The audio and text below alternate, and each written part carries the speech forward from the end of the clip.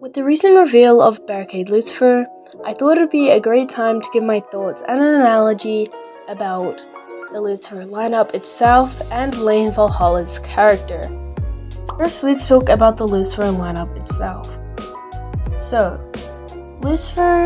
Barricade Lucifer is the last burst Beyblade. Now, Lucifer the End was thought to be the last burst Beyblade, but its name hints that the next coming Beyblade for its lineup or generation would in fact be the last Beyblade. Now, Barricade Lucifer does come with some pretty interesting parts. It comes with a bearing Mobius driver, which without a doubt is going to be one of the most competitive and sought after parts in all of Beyblade Burst.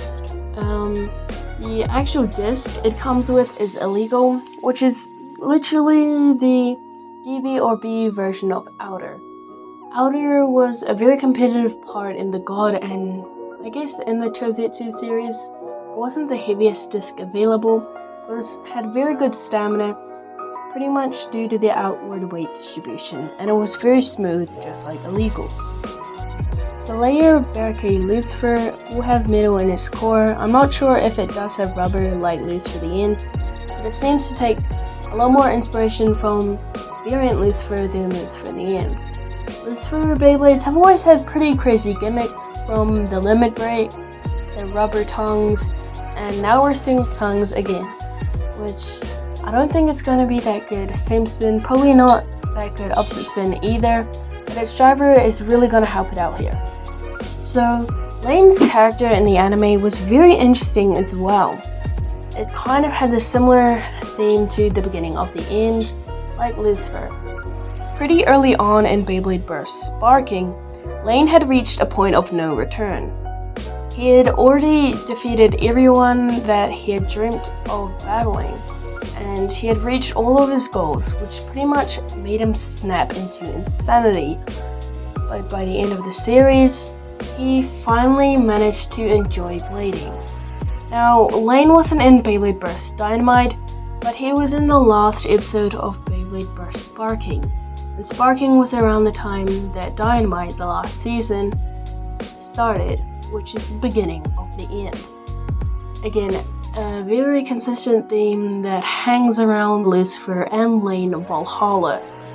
Now, in the vast majority of Beyblades that there are, something that surprised me is that the Lucifer Beyblade doesn't really have any other similar Beyblades to itself, except Bahamut.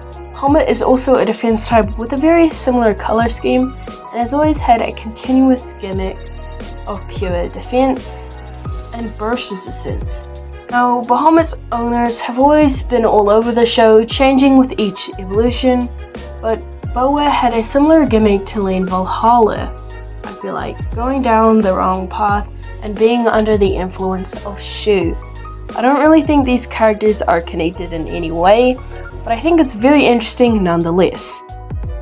Lucifer Beyblades have always been very poor in same spin matchups, so I don't really expect this to be good in same spin. I'm kind of hoping it'll be bad in same spin to kind of keep that trend, but obviously with its driver it's going to perform very well in opposite spin. One thing to mention is that Lane also had a previous Beyblade before he had Lucifer, which was first Uranus. Now, side by side with Barricade Lucifer, there aren't too many things that resemble similar.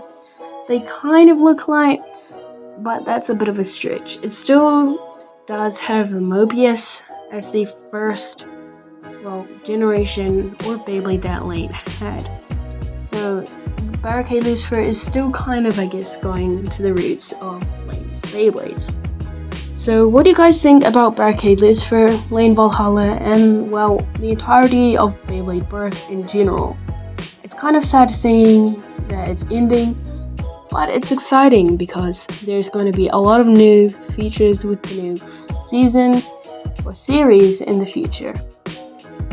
I'll see you guys later.